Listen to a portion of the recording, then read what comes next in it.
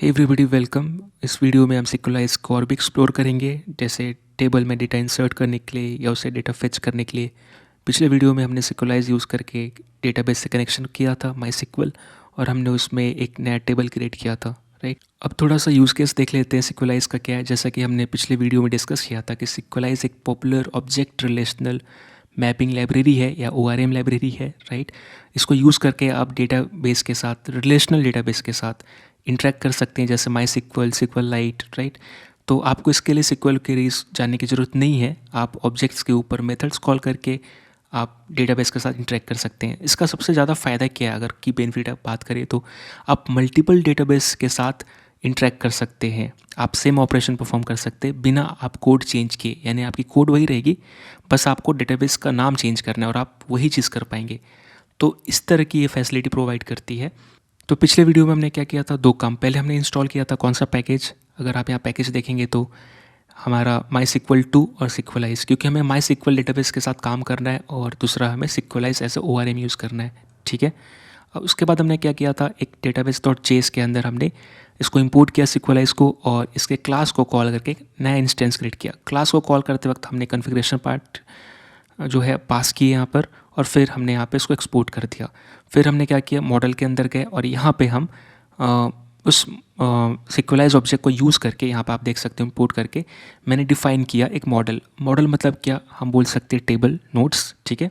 इसमें आपको एट्रीब्यूट पास करने पड़ते हैं और आपके एट्रीब्यूट्स कैसे दिखने चाहिए वो पास करते हैं, या क्या कॉन्फ़िगरेशन आप चाहते हैं। और इसके बाद आप देख सकते हैं कि मेरे Node.js कोर्स के अंदर यहाँ पर नोट्स क्रिएट हो चुका है, राइट। लेकिन अभी अगर मैं सेलेक्ट करूँगा तो कुछ नहीं आएगा, क्योंकि ये सब खाली है। तो अगला काम क्या है, हम डेटाबेस के अंदर जो हमारा नोट्स है, राइट, इस टेबल के अंदर डेटा इंसर्ट करेंगे। तो इसके लिए हमें क्या करना पड़ेगा, मैं जाऊँगा कंट्रोलर में, यहाँ पे notes.js में, यहाँ पे क्या पोस्ट नोट, यहाँ पे हम नोट को पोस्ट कर रहे हैं। आप यहाँ पे देख सकते हो अभी एरर आ रहा है और मेरा एप्लीकेशन नहीं चल रहा है। इसका रीज़न ये है कि हमने अब फाइल हैंडलिंग जो कर रहे हैं तो उससे हम सीधा मूव कर रहे हैं डेटाबेस की ओर, ठीक है। तो इसलिए ये चीज़ काम नहीं करेगा। इसको मैं कमेंट आउट कर देता हूँ, यहाँ से यहाँ तक हटा देते हैं। हमें यहाँ पे क्या चाहिए, हमें अपना मॉडल चाहिए, राइट। क्योंकि अभी तक आप देख सकते हो मैंने जो हटाया है ये भी नोट्स क्या है, मेरा मॉडल था, लेकिन मॉडल्स इन द सेंस एक जेनरिक टर्म है और मैं क्लास को कॉल कर रहा था। तो यहाँ पे मैं इसको हटा दूँगा। तो जो कोड मैंने हटाया वो पुराना है, अब हम इसको यूज़ नहीं कर रहे। हमने नया मॉडल क्रिएट किया, मॉडल्स के अंदर notes.js, और हम उसको एक्सपोर्ट कर रहे हैं, तो इसको इंपोर्ट करेंगे, ठीक है। इसी मॉडल को यूज़ करेंगे इसके साथ इंटरेक्ट करने के लिए, यानी नोट्स के साथ जो टेबल है। अब मैं जाऊँगा वापस कंट्रोलर में, notes.js यहाँ पर रिक्वायर कर लेते हैं। कैपिटल से डिनोट करूँगा क्योंकि ये मॉडल है। रिक्वायर एक कदम पीछे, यानी हम निकलेंगे कंट्रोलर के बाहर। कंट्रोलर से अब दिख रहा है मेरे को जितने जितने फोल्डर बाहर अवेलेबल हैं, सो मॉडल्स के अंदर जाएंगे और यहाँ पे नोट्स, ठीक है, इंपोर्ट कर लिया। अब इसको यूज़ करेंगे।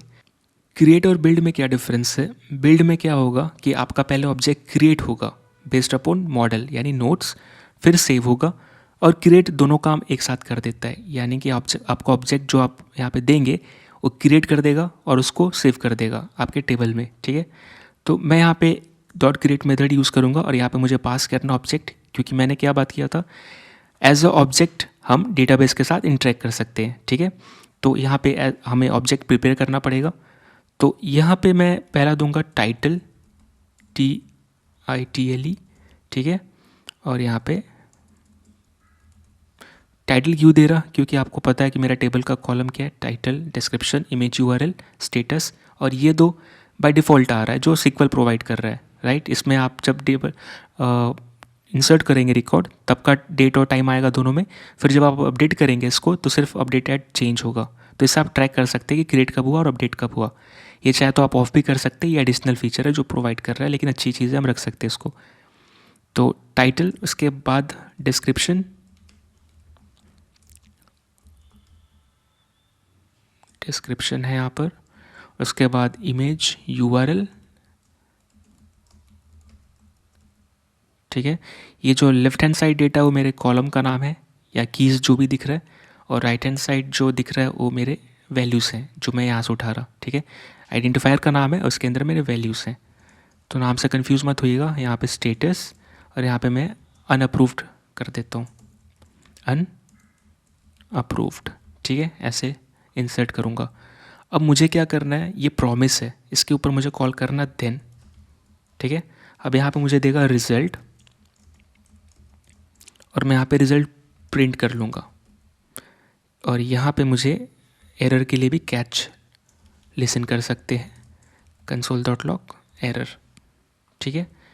अब क्या होगा, अभी एरर्स अभी भी आएंगे, हमारा सर्वर स्टार्ट नहीं हुआ। उसका रीज़न क्या है, अगर आप देखेंगे तो यहाँ पर अगर मैं इसको जूम करूँ तो कह रहा है notes.fetchAll, ये सब चीज़ें पहले की हैं और हम वो यूज़ नहीं कर रहे, लेकिन हम डायरेक्टली कहाँ पे जा सकते हैं, ऐड नोट पर, ठीक है, यहाँ पे। और आप देख सकते हो कि हमारा यहाँ पे फॉर्म दिख रहा है, यहाँ से हम अपने डेटा को सबमिट कर सकते हैं। लेट्स अभी के लिए कुछ भी लिखते हैं, how to reboot a server, ठीक है, these are the steps to reboot a server, ठीक है, ऐसे करके मैंने लिख दिया। अभी के लिए जो भी यहाँ पे सजेशन आ रहा है मैंने ऐड कर लिया और मैंने सबमिट किया। अब मैं जाके देखता हूँ, आप यहाँ पे देख सकते हो, यहाँ पे ऐड नोट पे हमारा डेटा गया हुआ है पेलोड में। अभी के लिए इस एरर को इग्नोर करेंगे क्योंकि ये सब पुरानी चीज़ें हैं जो यूज़ कर रहे थे और हमें हटाना है ताकि ये एरर नहीं आए। धीरे धीरे हम कोड को रिप्लेस करेंगे डेटाबेस के साथ। तो एक बार वेरीफाई कर लेते कि जो डेटा सबमिट किया वो आया कि नहीं। तो आप यहाँ पे देख सकते हो, यहाँ पे डेटा इंसर्ट हो गया, राइट। आप चाहे तो और एक डेटा इंसर्ट कर सकते हो, लेकिन मैं एक ही से काम चलाऊँगा। अब इसको फेच करेंगे, ठीक है। इसके लिए मैं क्या करूँगा, अपने सिंपल उस मेथड पे जाऊँगा जहाँ पे हम ये काम कर रहे हैं। तो गेट इंडेक्स पेज क्या है, ये जो फंक्शन है यहाँ पे हम पहला पेज को दिखा रहे हैं, यानी टेम्पलेट का फर्स्ट पेज रेंडर कर रहे हैं। तो इसी चीज़ को यूज़ करने वाले, ठीक है।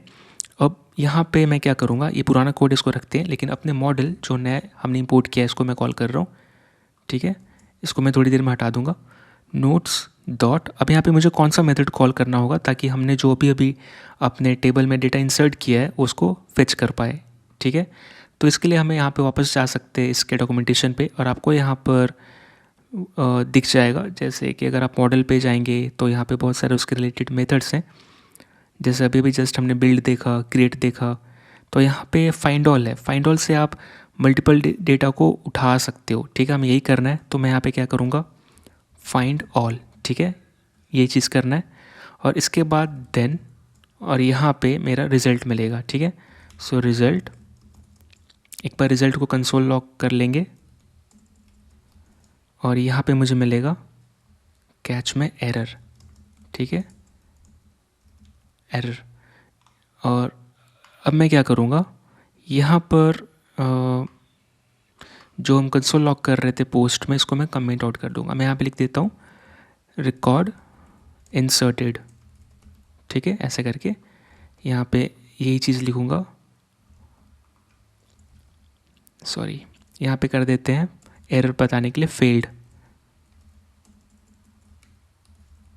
ठीक है। अब ताकि हमारा जो यहाँ पे बहुत सारा प्रिंट हो रहा है, राइट, ये कम प्रिंट हो इसलिए, ताकि हम एग्जैक्टली जो चीज़ देखना चाहते हैं वही लॉग हो। तो अब यहाँ पे नीचे वाला एरर देगा, ठीक है। इसके लिए मैं क्या करना पड़ेगा, मैं इस कोड को उठाऊँगा ये चीज़ और इसको मैं हटा दूँगा। ये कोड रिस्पॉन्सिबल है किसके लिए, पेज रेंडर करने के लिए, राइट। तो ये चीज़ यहाँ पे हम करने वाले हैं और ये हमारा फर्स्ट पेज रेंडर करेगा, यानी रूट पेज, और उसका एड्रेस है नोट्स के अंदर इंडेक्स, ठीक है, जो कि हम पिछले प्रोजेक्ट में जब ये बना रहे थे तो देख रहे थे, राइट।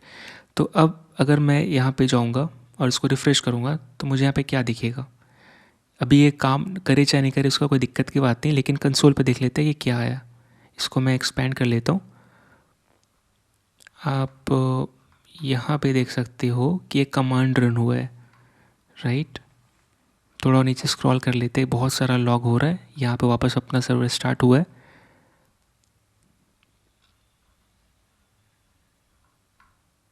ओके, सो आप यहाँ पे देख सकते हैं नोट्स इज़ नॉट डिफाइन आया था। वो इसलिए आया था क्योंकि जस्ट मैंने कमेंट आउट बाद में किया, या फिर उसको नहीं किया। देख लेते हैं इसको मैं नीचे करके, यहाँ पे हम क्या पास कर रहे हैं, ये चीज़, ये पुराना डेटा हम जो पास कर रहे थे उसका रिज़ल्ट है ये वाला वैल्यू, इसलिए मैंने इसको हटा दिया। अब कैसा है कि हम एक बार फिर से इसको देख लेते हैं कि आउटपुट में क्या आ रहा है। तो मैं इसको रिफ़्रेश करूँगा और एरर चला गया, क्योंकि वहाँ पे एरर इसलिए आ रहा था क्योंकि वहाँ पे नोट्स अंडरस्कोर नोट्स था जो कि पुराना कोड का पार्ट था। वो मैंने हटा दिया। आप यहाँ पे देख सकते हो कि मेरा जो डेटा ऐसे कुछ आ रहा है, right. ID1, title, description, status, created at, updated at, ये चीज़ें मेरे डेटाबेस से उठ के आ रही है, टेबल से, ठीक है। तो इसको हम यूज़ कर सकते हैं यहाँ पे। तो आप देख सकते हो यहाँ पे मेरा एरे है, इसके अंदर एक ऑब्जेक्ट, ठीक है, कंप्लीट, और इसके बाद यहाँ पे एरे बंद हो रहा है, राइट।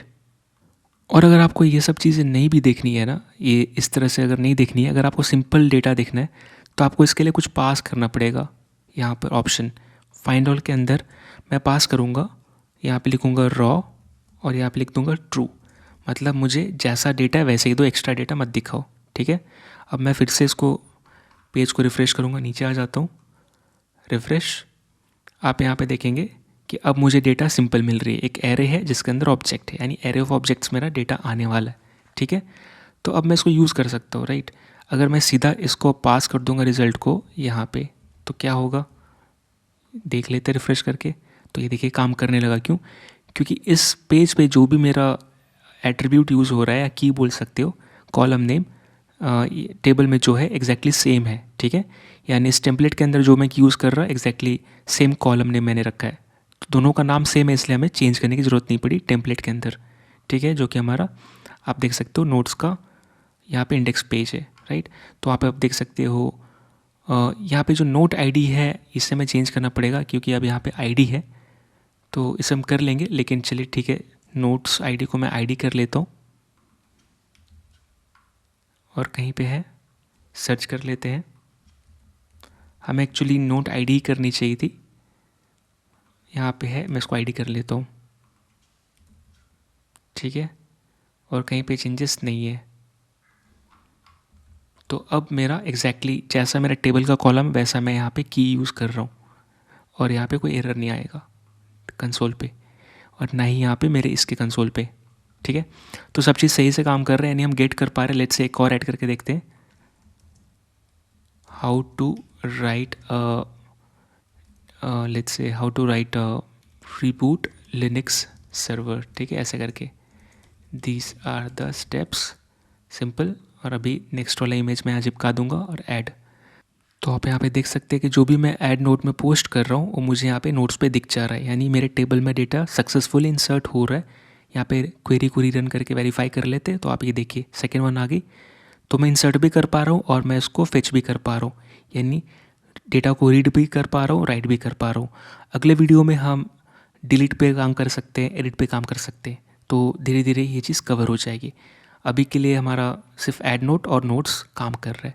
तो मिलते अगले वीडियो में, तब तक के लिए थैंक यू सो मच।